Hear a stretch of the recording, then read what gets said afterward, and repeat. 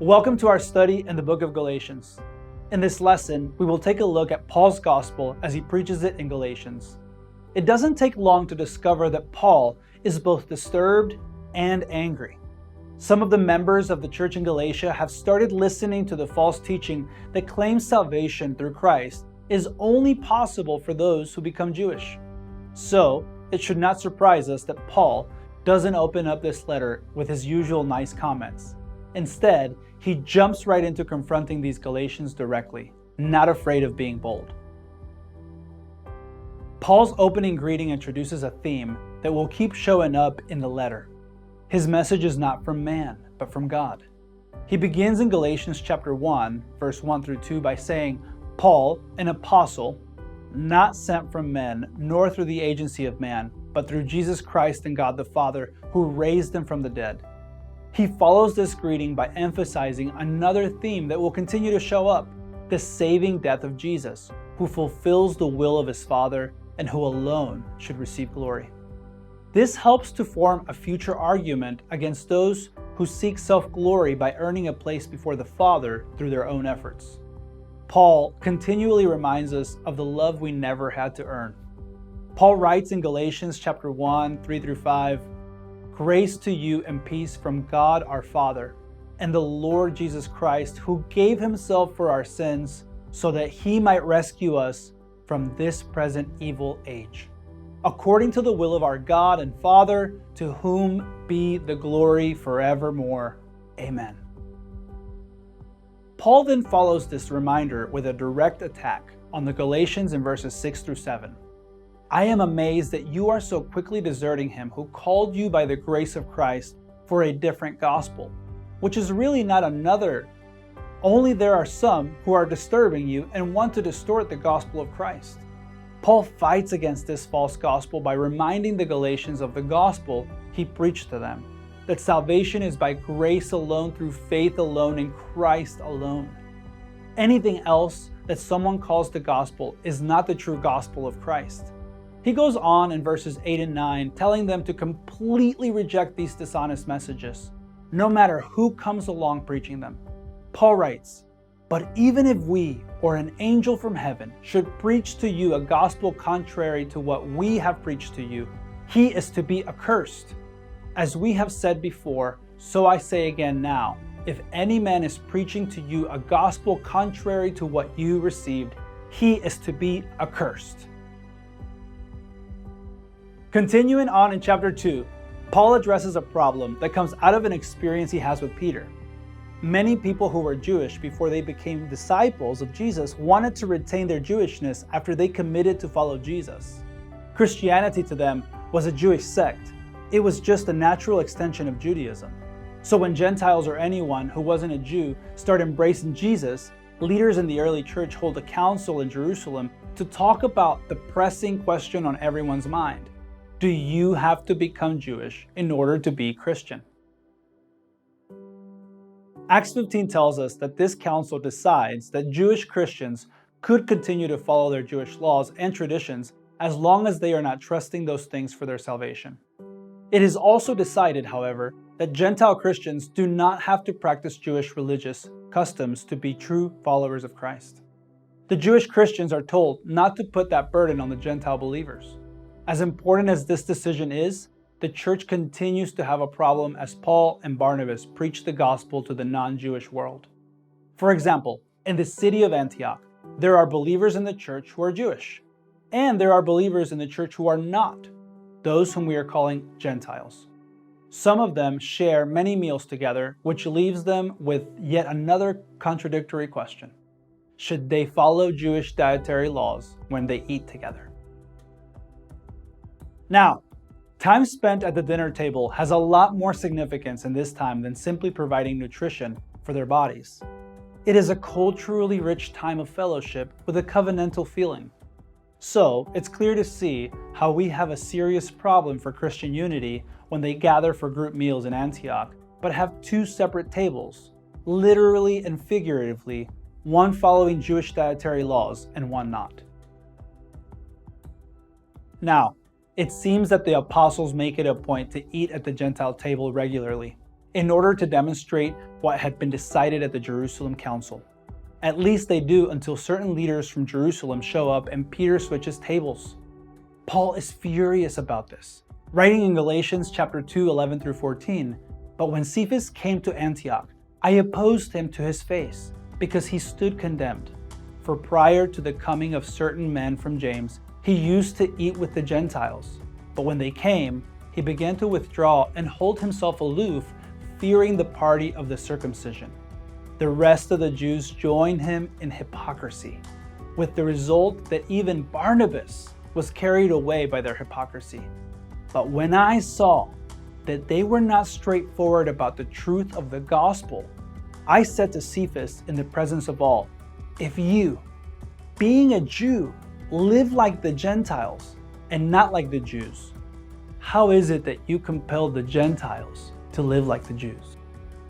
Peter is wrong, and Paul has some strong words for Peter in front of the whole church at Antioch. Paul goes on in verses 15 through 16, "We are Jews by nature, and not sinners from among the Gentiles. Nevertheless, knowing that a man is not justified by the works of the law, but through faith in Christ Jesus. Even we have believed in Christ Jesus, so that we may be justified by faith in Christ and not by the works of the law."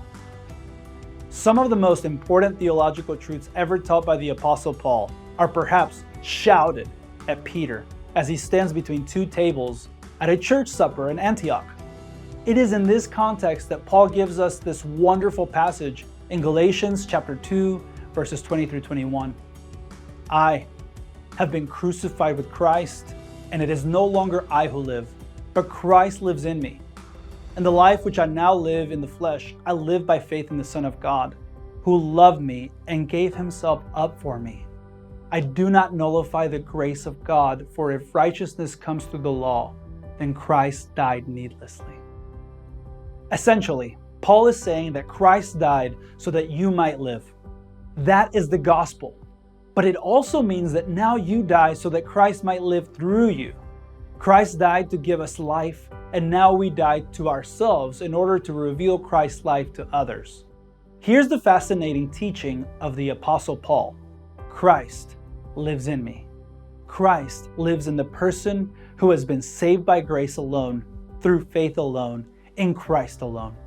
Again, this message of ultimate transformation is a gift we don't earn and a truth we claim as God's children. Now, here is where Christianity presents a great paradox, a profound irony. The only way to find your life is to lose it, and the only way to save your life is to sacrifice it. Yes, this is definitely a tricky message to embrace initially, and it's hard to even fully understand. As Christ's followers, we believe the only way to really live is to die to yourself. That is what Paul means when he says, "I have been crucified with Christ. Jesus died for us so that he might live through us." Baptism by immersion in water is a beautiful symbol of this truth and even offers a great opportunity for understanding. As you go down into the water, you're identifying your life with the death of Jesus Christ. You're professing your faith, not only in the death of Jesus Christ for your forgiveness, but you are telling the whole world that you are crucified with Christ and that you are dying to all of your ambitions and plans for your life. You're telling the whole world that you are not taking Christ into your plans, but rather Christ is taking you into his plans. Then, when you come up out of the water, you are professing your faith in the resurrection, both his and yours. You're telling the whole world that you're raised with Christ. That is the gospel. Christ died so that you might live. And now you are dying to yourself so that Christ might live through you. Now, let's explore two illustrations that Paul gives us in Galatians chapter 3 and 4 to teach us that we are saved by faith and not by works. With the first illustration in chapter 3, Paul explains that the gospel unites Jewish and Gentile believers as people of the faith of Abraham. This, he explains, is more important than being a genetic descendant of Abraham. Just as the label Israel was used for the whole crowd of people leaving Egypt, including both Jews and non-Jews, the phrase child of Abraham includes everyone with the faith of Abraham, no matter what their ancestry is. Abraham is not just the father of the Jewish people, he is the spiritual father of all who have genuine faith in God's promises. Have you ever asked yourself, why do some people believe the gospel of Jesus Christ while other people think it's foolish? It is not because one group is smarter than the other. Faith is not a matter of intelligence. You find intelligent people on all sides of faith. Faith is also not something we boast about. Faith is a heart matter. One's heart is either open or closed, and only God knows fully our heart's response. So, when he believes God's promises, Abraham becomes the model of faith for everyone who has faith in the promises of God based on their relationship with him. This, of course, includes the promise of eternal life that is found only by faith in Jesus Christ. Next, Paul gives us a metaphor of the law as a tutor. Paul tells us that the purpose of the law is to expose sin as sin and to highlight our inability to save ourselves. It makes sense. If people could save themselves through law keeping, then there would have been no reason to send Jesus to redeem us through his blood. The law is not a plan B after plan A failed in the garden. The law was never designed to save. It was designed to show us our need for salvation and to point us toward the source of salvation, God providing us his Son and offering us unending grace. The law has other purposes as well.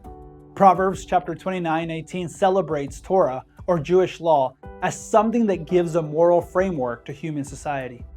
That, though, is not what Paul is concerned about as he writes to the church in Galatia. He is confronting those who think it's necessary to follow the rituals of Judaism to be saved. Many imagine life as a balancing act, with good deeds on one side and bad deeds or sins on another. If we can tip the scale toward good deeds, they imagine that God will accept them. How often do people claim, "I'm a good person," or "I mean well"? This thinking elevates human status, and it stops us from being able to fully experience God's holiness, something both beautiful and powerful. Now, in a time when Paul writes, it is common for the wealthy to have a servant who looks after children while they are growing up. The tutors are to discipline, educate, instruct, and prepare the children under their care for the day when they would come of age and receive their lawful inheritance. This tutor period is only a temporary situation meant to lead from point A, youth and immaturity, to point B, full inheritance and responsible adulthood. The law is, according to Paul, supposed to be that tutor leading the community toward Christ. The law is meant to prepare us for the righteousness that we could only receive by grace through faith in Jesus' death and resurrection. Here then is the first step toward eternal salvation. Say in your heart, "I can't save myself no matter how hard I try." Here's step 2. Know that only God can save you by graciously making a way for salvation, acknowledging our own sin in light of his holiness. Step 3 is to recognize that Jesus came to earth to settle the tension between sin and holiness, dying on the cross and resurrecting from the dead to lead those who are saved into eternal life. Finally, step 4 is to believe in Jesus by repenting of your sin, accepting his forgiveness, and committing to be a disciple of Jesus and to walk in obedience to him. If you have not done this, pray through these 4 steps today. If you truly believe, you will be saved.